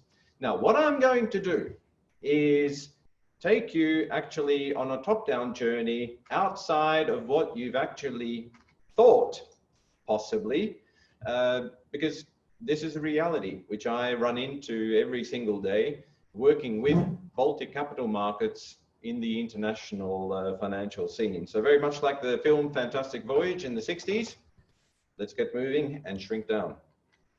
So, first of all, a warm welcome from SMEs and smaller EU capital markets. Now, climate change hasn't impacted us in Riga so much that we do have sandhills in the background. However, we do actually have some very significant relevance from this perspective. Now, what are we talking about? We're talking about, first of all, putting it into the proper time. We have 4 freedoms of the EU. We have the free movement of goods, services, capital, most relevant for us, and persons. At the same time, going back to the previous slide, we have the following. When it comes to capital markets, EU members from Slovakia to Estonia, Latvia, Lithuania have more actually in common with the Sahara than the Eurozone. Now, how can that be? Well, it's actually quite simple. Everyone is talking about indexation as being the only way to go, some other factors. And in terms of the Sahara, emerging markets, frontier markets, they're clearly the ones which have been dominating the emerging and frontier regions. So this might then be a question, but I thought Latvia, Estonia, Lithuania was actually part of the EU. Well, yes, but they're actually invisible. Why? Well, what are frontier markets? Low GDP per capita. Do we have that in the Baltics? Well, not really. Low economic complexity? Well, not really. And too small or difficult to fit into other classifications. So let's put them there. So what happens? Even though the Baltic region has become a member of the EU, Eurozone, NATO, OECD, we're being actually punished. We're invisible. Now, who is then hurt by so-called standard indexation? And also, let me mention one more acronym here, MiFID II. Who actually loses out? Well, it's not just us. It's actually European SMEs, not just in this region, but and also smaller capital markets in the EU. So it's not just a Baltic problem here. So we have already heard today the significance of SMEs in terms of businesses in the EU. And of course, here in the Baltics, we have a much, much greater concentration of SMEs. Now, while we don't have an audience here live in front of me, I do have a couple of people. They're welcome to shout out. Anyone who wants to unmute, they can also shout out temporarily. But the question, of course, is, what is the existing number of greater than 1 billion euro market caps in the Baltics? So I will listen for a few seconds. Okay, 2, okay. Well, close. It's a round number, of course. It's an integer, but it's a round number less than 1. We have actually 0. So from that perspective, again, we're invisible. Why? Because we're not in these indices. And these indices are what are actually constructing where an institutional investor in particular is allowed to invest. We used to, but we don't now. Now, the other thing, MiFID II, it's got some very, very good things. At the same time, we have this, in economic speak, we have fallacy of composition. So not quite everything which was intentionally put in there in the beginning is good for everyone who it applies to. Now, pain here is smaller markets and also smaller companies actually becoming less visible. I'll handle that in just a moment. So, can something be done? Of course. Now, we can make it easier for companies to enter and raise capital on public markets. That includes active promotion of alternative markets, such as First North, which would actually be their natural home. I think one misperception, I won't go into more detail, is that, oh, you only have the regulated market, that's all there is, quarterly accounts, IFRS, all sorts of other, let's say, details which might make it challenging for a smaller company. And if we actually look at the alternative markets, that should be the dominating one in the Baltics, yet we only have a little bit over maybe half a dozen companies on First North. Now, a good example, as always, Sweden, capital markets. I mean, you've got several hundred companies in Sweden and the Nordics on the First North market, and that's where we should be, and we should actually be bottom heavy on that side. Now, it hasn't happened yet. Let's see what can be done. Now, the other thing is, of course, there has been a tendency in this region for investors to typically only punt or have a flutter, short-term speculation, whatever you like to call it, both large and small. So the suggestion should be also teaching people, and here we're not trying to teach institutional investors, of course, but retail and private investors, to consider perhaps also a greater proportion or focus on investing in the longer term. That includes, of course, things like infrastructure, sustainable investments, because of the impact of what is going on around us in more and more unexpected ways. The other thing, of course, is fostering regional retail investment. So, you know, we could talk about encouraging more of an equity culture in the Baltics, but I would also challenge and say, well, we should actually make this more of a suggestion right throughout the actual EU. So let's say a French citizen investing maybe more in the Nordics or vice versa, doesn't really matter. But people investing directly, because I believe that retail investing across Europe has been decreasing in a major way over the last few decades. The other aspect is, of course, institutionals. Now, while we don't expect to challenge and change indexation, one good thing would, of course, be if we look here for more inclusion as a balanced approach for off-index investments for portfolio benchmarking purposes. Now, of course, you know, here, of course, I would say that pension funds would be a prime target, at least for me, in the Baltic region, just because of the way and their focus that they're investing. Long term, there should be more money investing in the domestic economy, helping create jobs and helping companies grow. So it's a natural choice. More research coverage of smaller companies, well, of course, that's also a MiFID II topic, which I can briefly cover. SME index, well, it's not like trying to take on big indexation, but providing at least as part of the Capital Markets Union, a core, let's say, representation across the broader European Union, what's actually out there. So frontier markets not being there, emerging markets kind of being there, and only developed markets being actually seen. So let's show the richness that is already out there and the opportunities, and let's actually write about them. So of course, then having this research coverage. And of course, we have the listing support programs, as per Urbāns, actually right now running in Latvia. Something to have a look at. I will be returning to this. It's not a spoiler, it's just a fact. But now, let's see how I've gone in terms of answering the questions. Now, why are so few family firms choosing public listings in the Baltics? I'll get to that in the next slide. Main preconditions for more SMEs and family firms going public. I think we've already now covered it because of this top-down approach. And I'll cover those two final questions in a couple of later slides. So here's the perceived process, how I believe at least family firms often, and not only family firms, consider how the listing process works.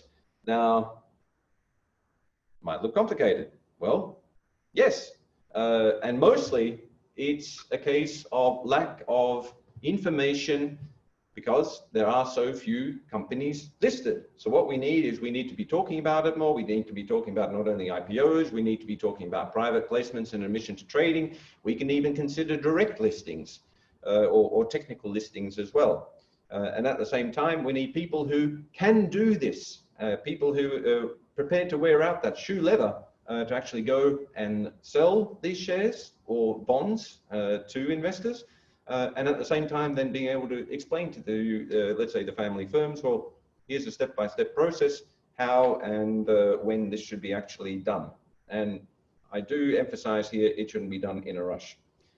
So, in conclusion, for the first two questions, it's a complex top-down problem, structural items to address, indexations, things like that, incorrect perceptions also to resolve, and also we have a very undeveloped capital market when we look at market cap to GDP and investment culture. Latvia is at the wrong end of the curve in Europe, and let's all work hard to actually change that.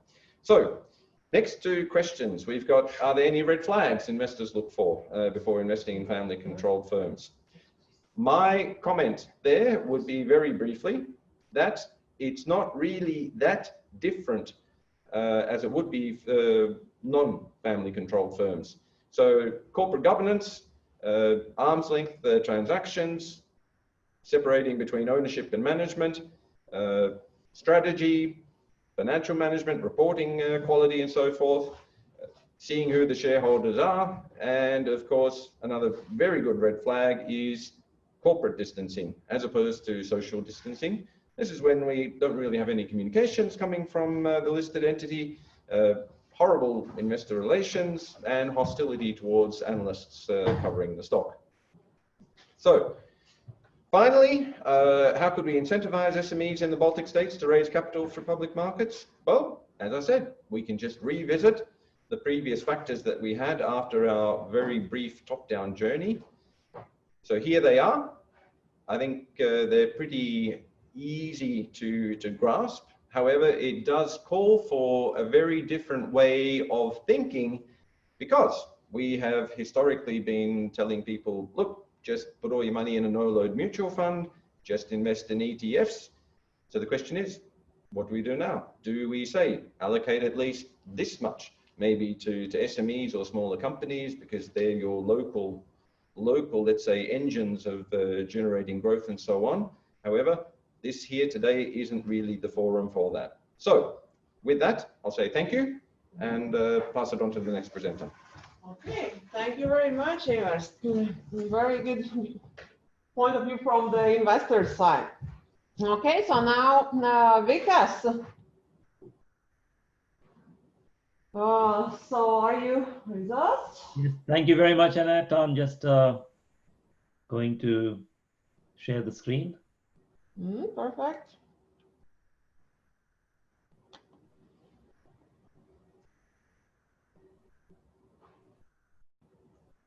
So first of all, thank you very much for this invitation. And thanks also to Kārlis and Ivars for opening up the panel and bringing up some very important issues, which I hope to address.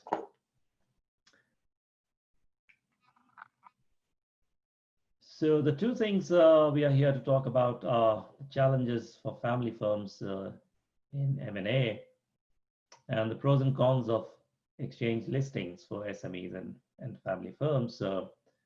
So let me just quickly start with a small private firm, founder-owned family business. And the central question that we're all grappling with here is, how does this firm grow? And to point out the obvious, if you want to increase investments, you literally have only two choices. Either you generate more earnings or you raise more financing. And therefore, that sort of gives rise to this, what I call a pecking order for unlisted firms, where there's a distinct preference for retained earnings.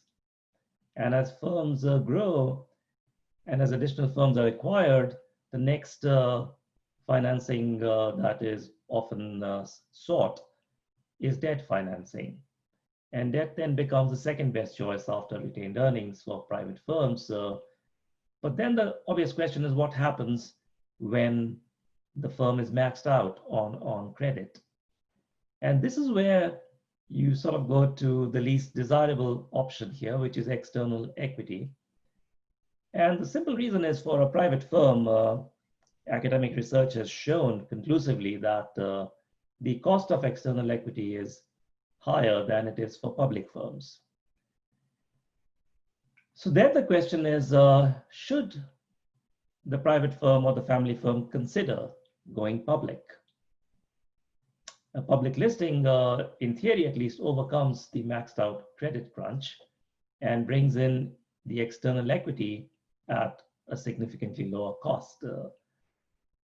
If this is the case, then what explains the issues that were brought up earlier in the panel? Why has public listing become less popular in the recent past? So this is a picture of the total number of exchange listings in the United States, including all exchanges. And as you can see here, this sort of peaked around 1997 at the early end of the dot-com bubble. And after that, if anything, this has been on a secular downward trend, almost halving from a peak of more than 8,000 listed companies in the US to a little over 4,000 companies that are listed today.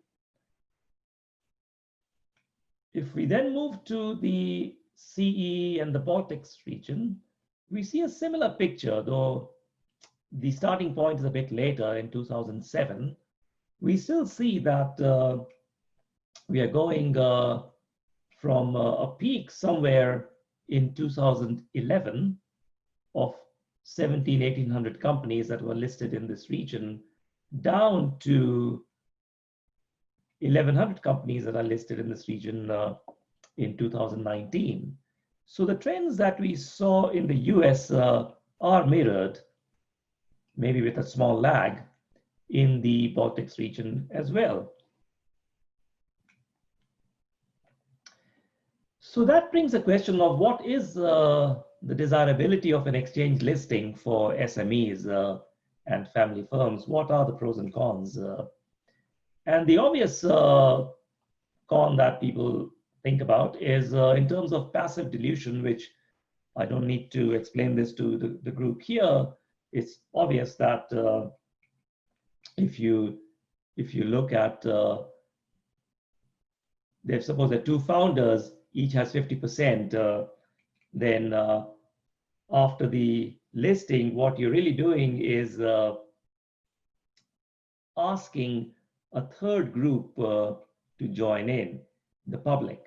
And if the public, if you sell 50% of the shares, then it just makes sense to understand that the ownership by the first founder drops to a lower level. And then there's active dilution. The active dilution is if you have a secondary component to the listing, the secondary component further dilutes the founder's ownership from 25 to 12.5%. So this is something that is, to the extent control is desirable, the dilution accompanying the IPO makes it a less desirable option. If the investment opportunity is sufficiently big, obviously the firms may forego the benefits of control and go ahead with the equity issuance. If not, family firms tend to underinvest, and that is the central issue. How do you overcome this underinvestment problem? And this is where mergers and acquisitions comes into the picture. The M&A market has the potential to come to the rescue of firms that are somewhat reluctant to go the public route.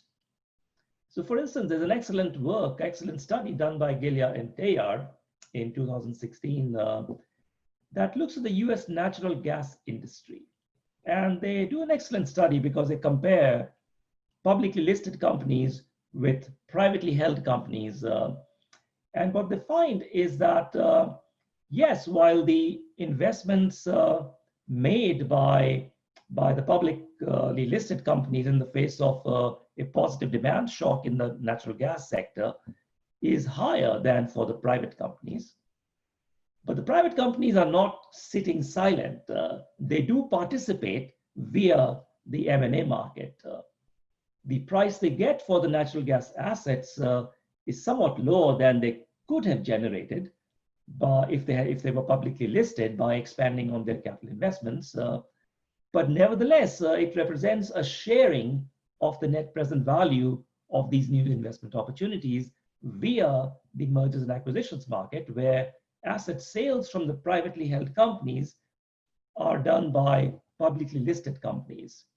So in that sense, the M&A market offers a sort of a substitute for public listing. And these listed companies acquire assets from the private companies mitigating the underinvestment problem that we mentioned earlier. The M&A is also seen as a substitute for public listing in another way. The potential to make acquisitions is a very important motivation for going public. This is even more important today because of the acquisition of innovation externally than it was in earlier times when most of the innovation was done in-house. Today, innovation acquisition has become sort of an outsourcing where you acquire other companies purely for the purpose of innovating. For example, there's a study by Brow and Fawcett.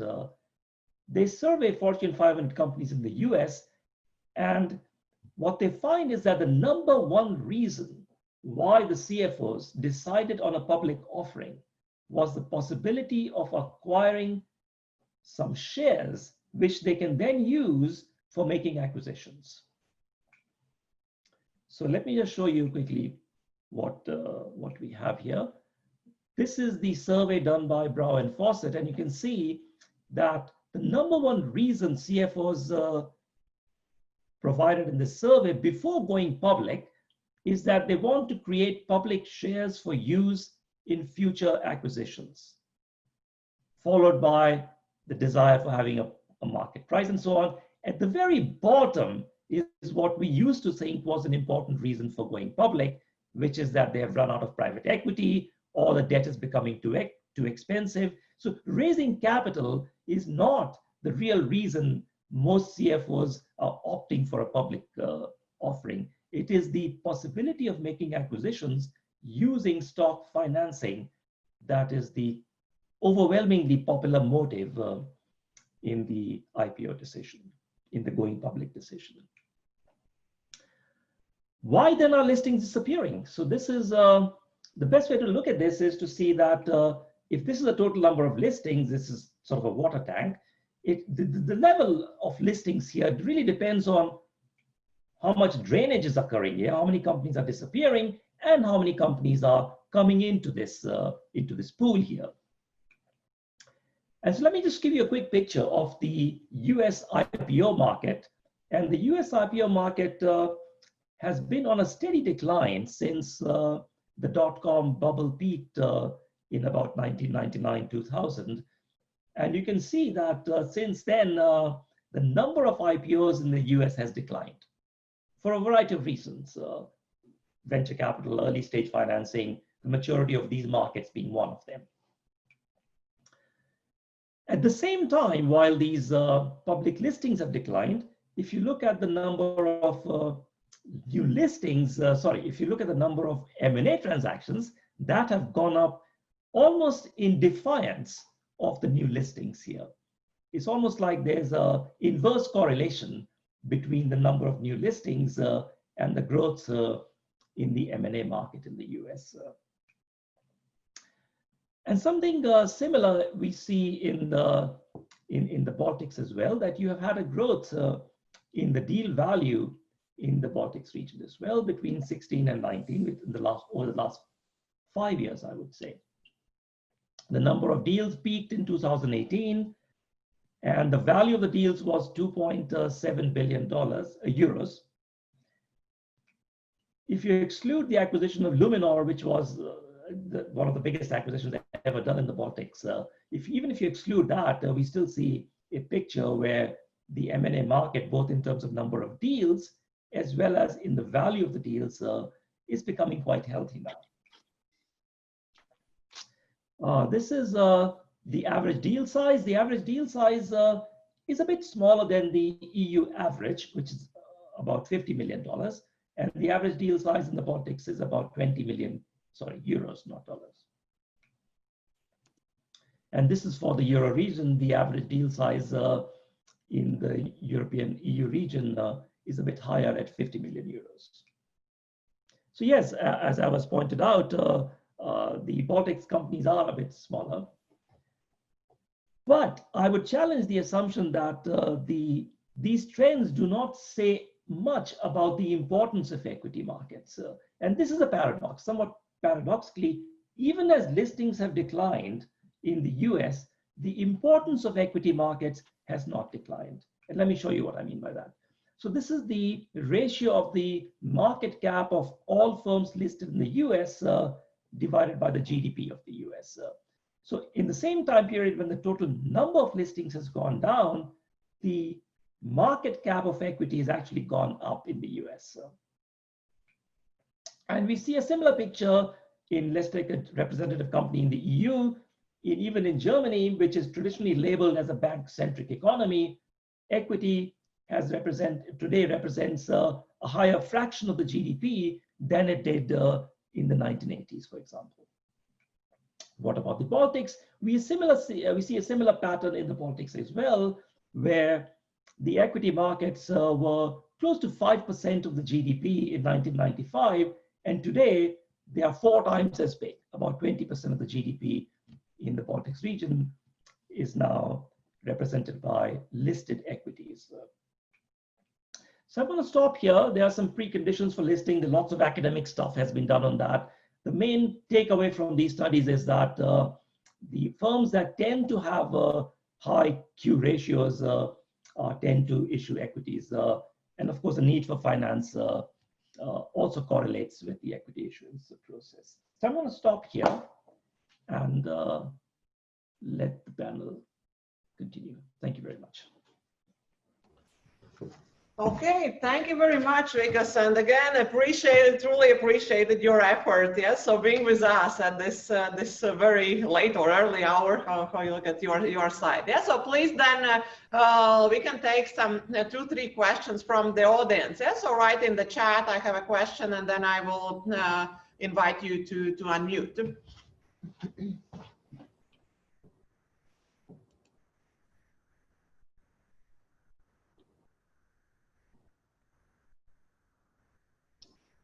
So please, some questions. Yeah. So as I always say in my lectures, yeah. Otherwise, yeah, we feel lonely here if we don't hear questions from the audience. So use this opportunity, either practitioner's view or academic view.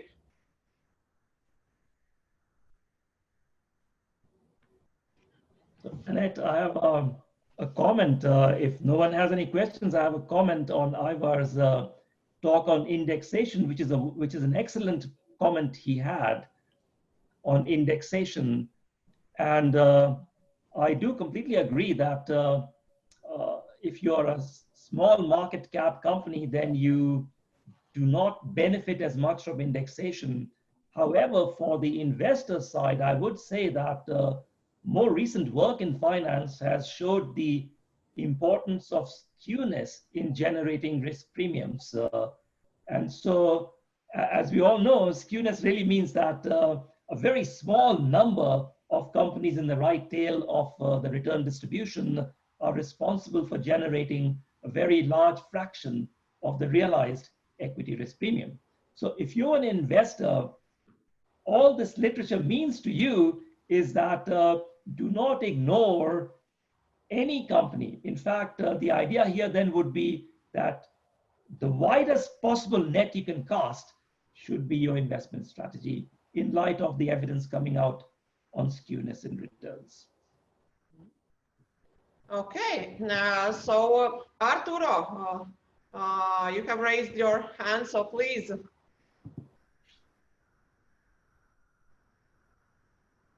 If you can unmute yourself, or maybe. Sorry. No, sorry, it was a mistake. I just.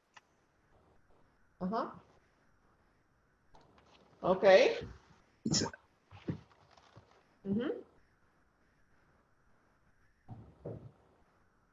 So, Marco.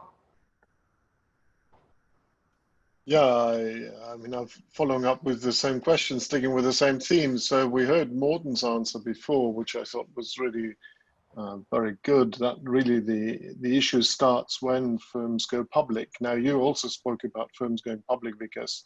So what's your take on what Morten answered, that actually the issue starts right at the IPO, and what advice would you give family firms? Should they go public? Should they not go public? How should they go public, given everything that you said. And maybe Morten wants to respond depending on what you say. Haha. No, so my response again is based on the notion that if you actually talk to CFOs, the idea of listing is mainly motivated by a desire to have a currency for making acquisitions. And that currency comes from achieving a publicly listed stock. And then you can use this stock for making acquisitions. So companies that are thinking of going public, I would say that a later stage would be better than an earlier stage, because at a later stage, you're more likely to be more prepared for having sufficient liquidity in the stock market, sufficient basis for investors to be attracted to the stock, so that then you can use that stock for making acquisitions. And then growth via acquisitions is the new mantra, given the difficulty of in-house R&D. The new mantra seems to be that if you want to innovate, be prepared to make acquisition, be prepared to be a serial acquirer. So for that reason, again, to give you a short answer, companies that are thinking of going public should be a little bit more mature, at a more mature stage before they do that, if their motivation is to acquire stocks for acquisition purposes. Okay, so thank you very much. So I think we close the panel here. So yeah, so since the school university here is like, yeah, there are no students, so we also don't have canteens, so we have to go outside for lunch. So we'll do that and have a good lunch on your side as well, and we meet back at 1:40 Riga time. Okay, so thank you. There's a quick question. So I just had a question. It's Jonathan Haynes from Auxero. So the presentations were excellent, and I'm glad to say that they were on the similar lines to the presentations I'll be giving later. I'm very keen to hear Kārlis and Ivars' view from a practitioner perspective of the family-run companies in the Baltics. Is it a case that they are just not thinking about listing, or they've thought about it and then decided it's not appropriate? Sort of subtle difference, but an important difference. Is it the case that, you know, there are some failures, or that people, it's not just, is it on people's radar or not, I guess is the question. It's not like... You? Yeah, maybe. Okay. We can both go. Yes, yes, this is an interesting question. Okay, let me give you first answer, and then Ivars might, Well, they're thinking about this, but of course, as Ivars just said, for them it's something really, really hard and really strange. Therefore, maybe more mature companies are ready actually to do those things. But actually, there was one statement before that some of the family-owned companies, for them, IPO is kind of milestone. I have met a couple of them. Those are actually looking on this opportunity as a milestone. They are considering different technical listing things. They are not looking so much on this instrument as a source for funding. And you was also you saw it also in our survey that it is kind of one of the instruments, but not the main one, not the most frequent one. So probably because there are not so big traction in the market so far, this instrument is not so popular. They don't see big movement around that. It does seem complicated. So all of that sums up. Maybe from our side, one company I can mention as a typical poster child is Mehrotra Cosmetics. Now, in the classic sense here, I mean, you've had a lot of VC activity, private equity activity, and you have the challenges of things such as drag-alongs, tag-alongs, maybe highly less relevant for a family company, yet if you do already have multiple family members, and perhaps not everyone wants to sell at the same time, maybe not everyone wants to sell everything at the same time, then this listing experience, going to, in this case, the alternative market, not the regulated market, for case of simplicity, it does actually give you another way to actually address that. And we've actually seen this in the insider-related sales emanating from Mehrotra, why it also then uses one more factor that I didn't mention in the presentation, which is, of course, when you're coming from a small region like this, you're called a frontier market by some, you're called an European Union member by others. Now, if you want to develop an export-driven business, not sticking just to your home country or home region or home village, something like a listing does actually give you great credibility. So if you're from a small country, small region, small market, and you can call yourself, in this case, we're very fortunate, a NASDAQ listed company, and you go to the other side of the world, that usually, that single sentence stating that is already then providing the trust factor in order to grow your business further. In addition to, of course, using your shares as a currency. So just some input from myself. Okay, so I think Charlotte raised her hand. So if you still want to ask a question, so Charlotte.